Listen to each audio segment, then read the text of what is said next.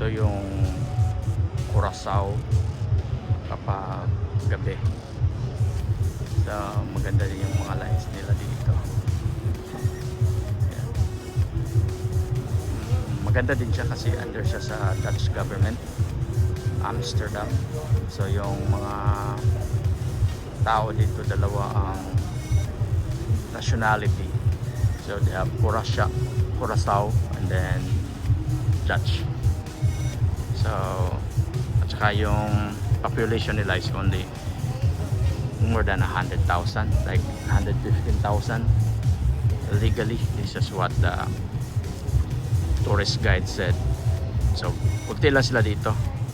So napakaganda kasi yung government nila, tinutulungan sila sa Amsterdam or Dutch government. Sabi pa ng tourist guide, kapag mag-aral ka ng college, kapag makuha mo lang ng 4 years, wala ka nang bayaran. Trabaho ka rin ng 4 years sa government, wala ka nang bayaran sa tuition fee. Yan. Kanina nakalabas tayo, so nakita natin yung area ng Curaçao. Hindi siya masyado malaki. Maikot mo lang ng mga maybe the whole day, maikot mo na siya. So, konti lang ito na island. Ito naman yung gabi kasi mamaya pa tayo aalis mga 8:30. So mga 30 minutes or 45 minutes from now, alis na ito. Yeah. So napakaganda. Ito yung kulay ng kanilang city paggabi. Marami pang mga dyan. Marami pang pasahero na darating para mag check-in, para aalis na yun. 8:30 aalis na itong barko na to. Ito yung may mga beaches dyan, maganda paggabi. Yan. May mga tourist dyan, pero napakalaking contribution ng cruise ships kasi tatlo yung cruise ships at halos aalis ng gabi. Walang overnight stay yung cruise ship dito. Day trip lang, tsaka alis na ng gabi. Bukas na naman darating tayo sa Aruba. Yan. Napakaganda dito. Tsaka medyo mahal siya kaysa compared to Dominican Republic, pero maganda naman yung servisyo nila dito. So maganda yung mas mayaman sila dito kaysa Dominican Republic. Maraming mga tourist spot din dito, maraming flights din dito. Ang problema lang ngayon kasi malapit sila sa Venezuela. Makikita mo mga 120 kilometers, makita mo yung boundary nila sa Venezuela. Ayan. Pero napakaganda, maganda ang climate. Mainit siya, 80 Fahrenheit.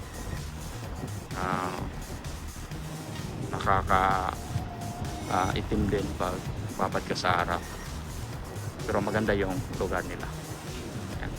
Alis tayo mamaya mga 8:30.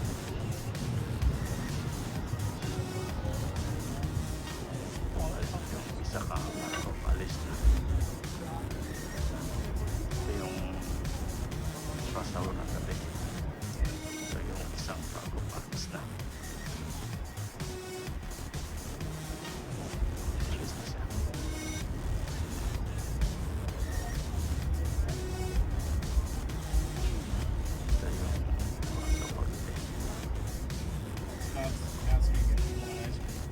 Oh. I'm up for it. Yeah.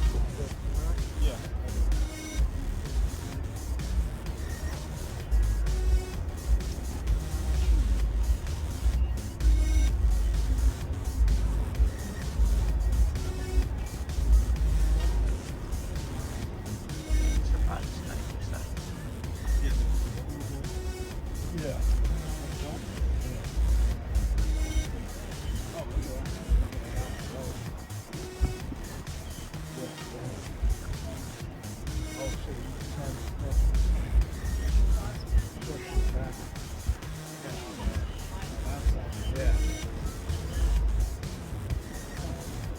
Going with video. Isa. Okay. Sana i-connect. So did they do all that by eye, or do they know we have to do so far this way, and then we had to turn it? We never had it. Yeah.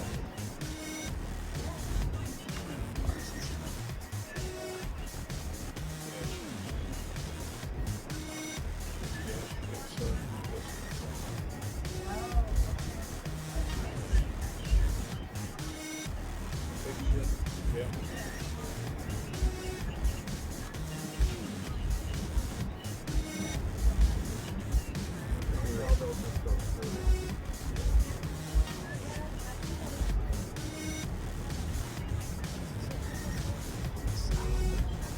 Itong barko isa.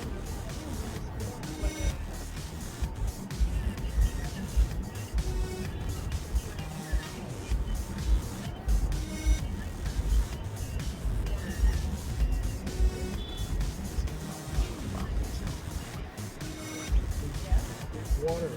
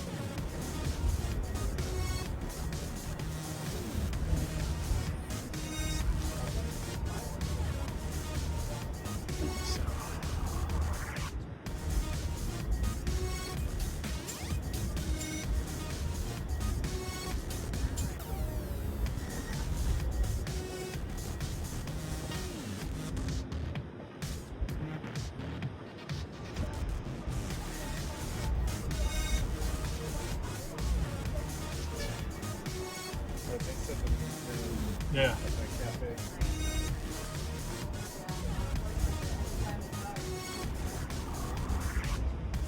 So itong barko na to, isang cruise ship na to, Royal Caribbean, paalis na sila. Ewan ko kung saan sila papunta, pero galing ito sa Curaçao. So silang nauna sa atin. 8:30 tayo mag embark. So yan, kita mo, paalis na sila.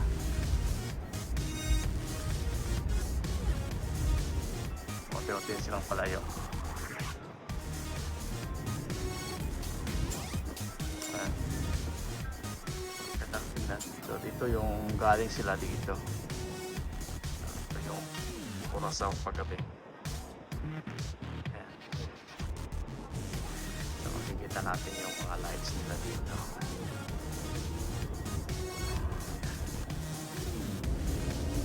So maganda din paggabi. Makikita mo yung mga lights nila. Saka itong isang barko na to, paalis naman. Yan siya. Paalis na sila. Sila ang nauna kanina. Nagdak kanina. So sila naman ang una yung paalis. Palayo na sila.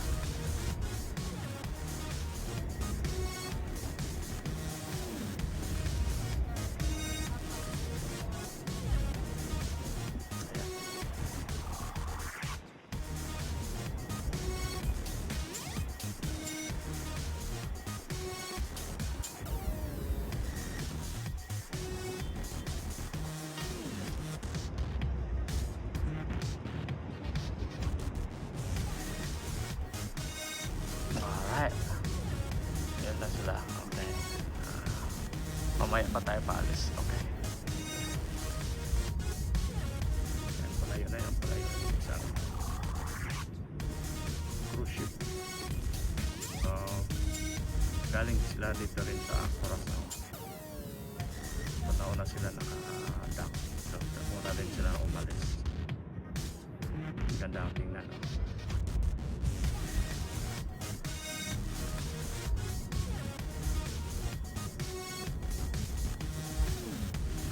Silang na wala naka-adapt dito. So, sila rin unang umalis.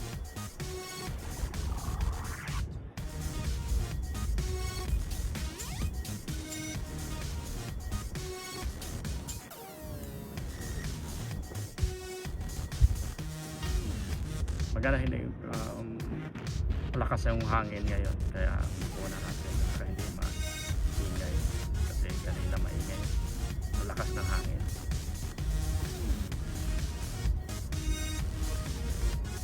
Palayo na sila ng palayo. Palakas na yung palakas yung takbo ng cruise ship. Balita rin sila.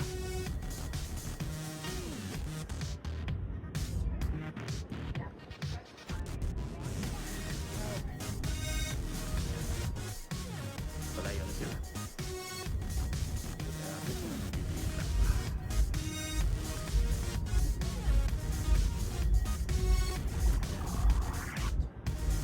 Maghintay naman tayo kung kailan tumagalit yung bago natin.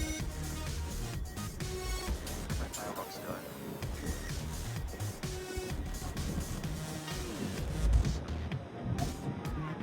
Fireworks din sila dito.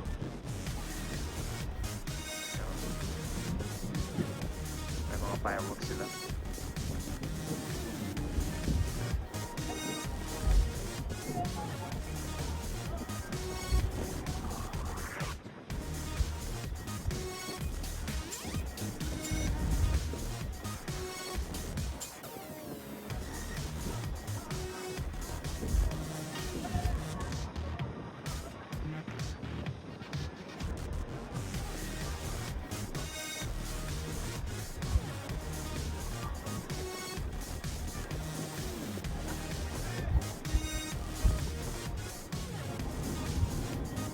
May mga fireworks sila.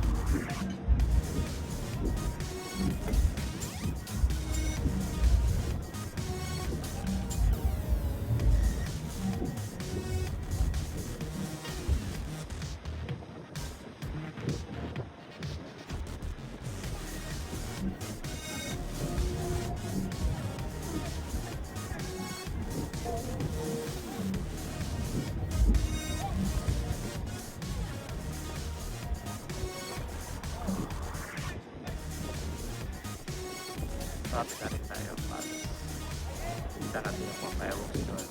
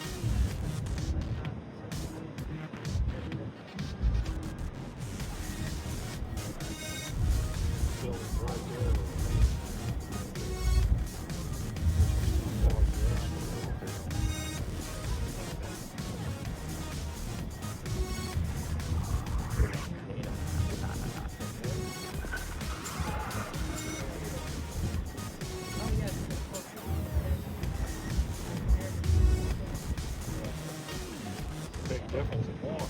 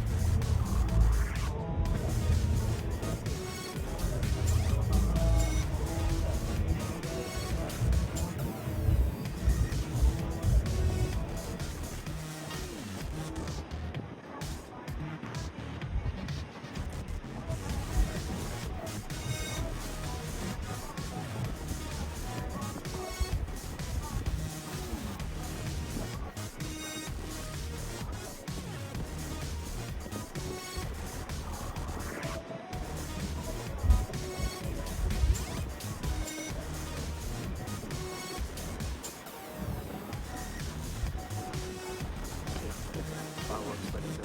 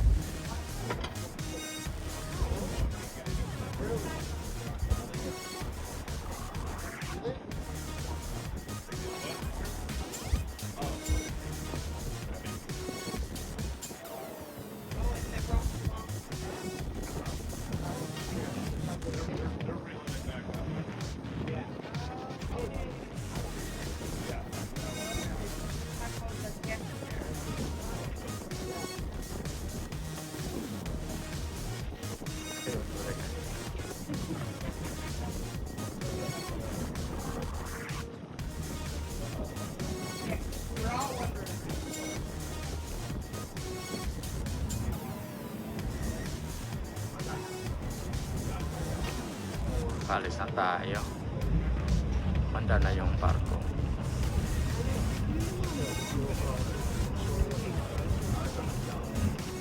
So, bye-bye muna ng Curaçao. Ganda na itong paggabi.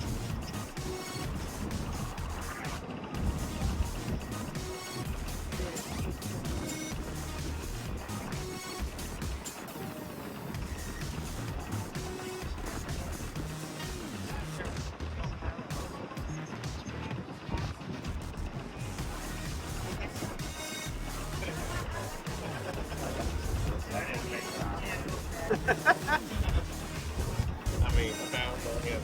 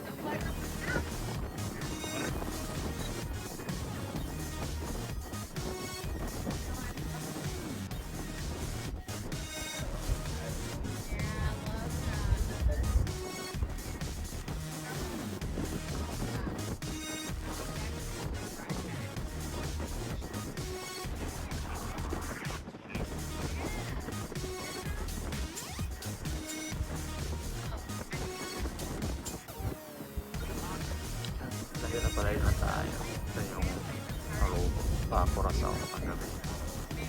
Kamagabi.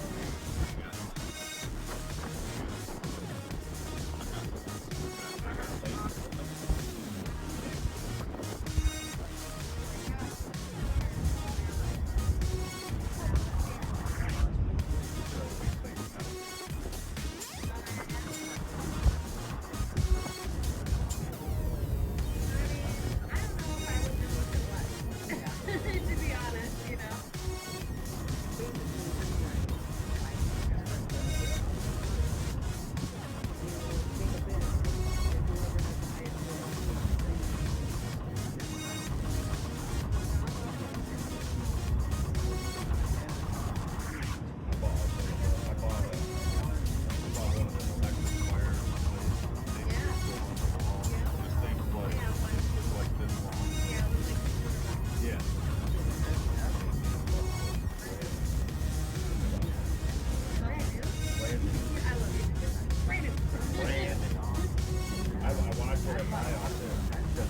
Do you don't know what you're buying?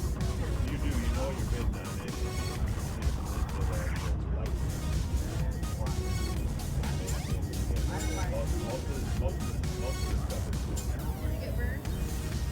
Well, we have on a couple things that are like, and, I mean, I've been dealing with it for like, so It's the item. yeah, like for different parts and stuff. You contact him, he can shut that. He can shut those,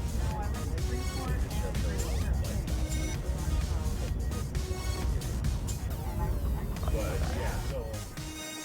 Ito yung Curaçao paggabi. So, umalis tayo alas 8:30 ng gabi. So, palis na tayo. Palayo na tayo. Kanina nakita niyo yung fireworks. Marami din mga nightlife dito. Night activities. Yan, marami silang mga magandang ilaw paggabi. Yung Curaçao kasi under siya sa Dutch government or sa Amsterdam. So, dalawa yung citizenship nila. Isa yung bilang pagka Curaçao. Hindi ko lang alam kung anong tawag nila sa native. Meron silang sariling language, Creole, broken Dutch, German at saka Dutch at saka Spanish. Parang apat yata yung national language nila dito. Kanina nakapasyal tayo. Kita natin yung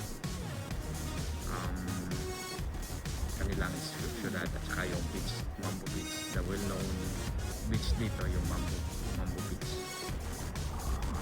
Ito, malapit lang ito sa Venezuela. Merong mga political issues ngayon. Patakot din sila pero okay naman na yung peace and order dito. Yan. Tsaka mababait din yung mga tao dito. Ito yung pinakadulo, tsaka ito yung pinakasentro, tsaka ito yung sa gitna. Yung pinakamagandang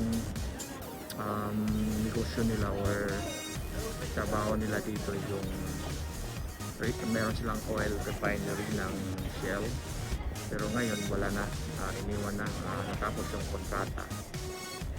Kinuha sila ng Venezuelan government pero nagka-problema din sila, kaya ngayon open sila sa meron daw interesado na bibili ng kumpanya para ibalik yung oil refinery.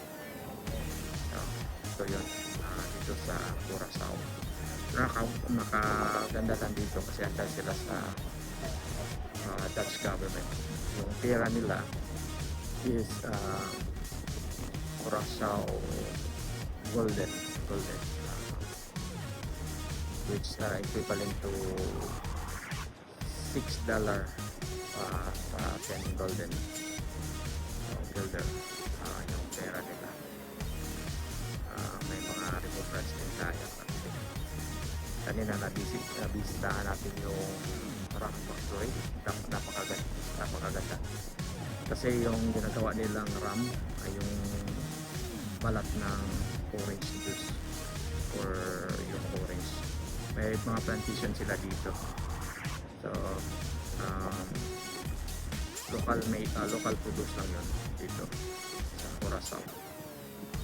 Kaya masarap naman na bigyan sila ng ram testing kanina, isang shot, pero napaka sarap ng kanila ram nila dito, dito lang sa Curaçao. Yan.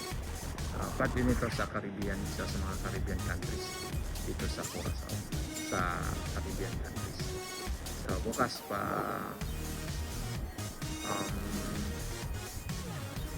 Aruba tayo, so ano kaya tingnan natin kung anong maganda doon din sa Aruba. So nakadalawa na tayo, yung Dominican Republic dito sa Curaçao.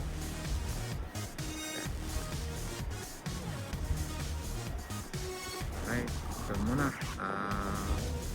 mga next week yan i-post ko ito sa YouTube. May mga fireworks na dito. Yan. So, yan.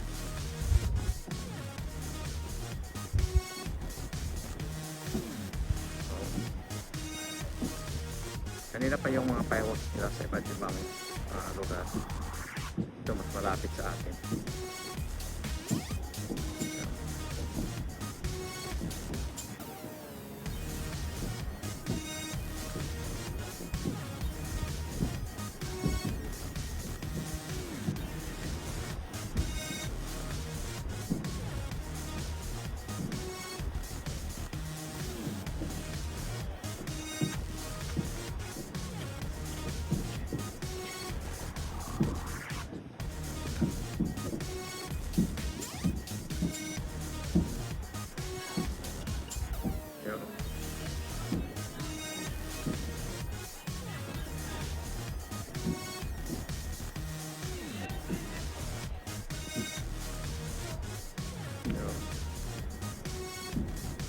Ano yun?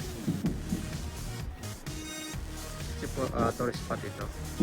Marami ding mga turista na bisita dito. May mga international flight sila galing England, Amsterdam, US, saka Canada, direct flight yun.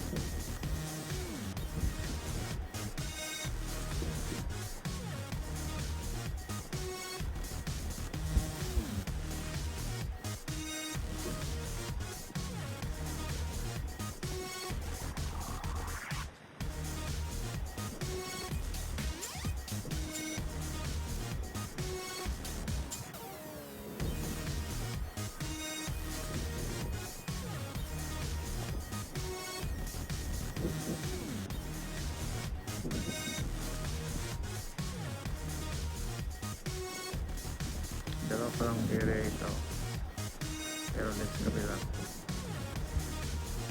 dito na natin mag-focus.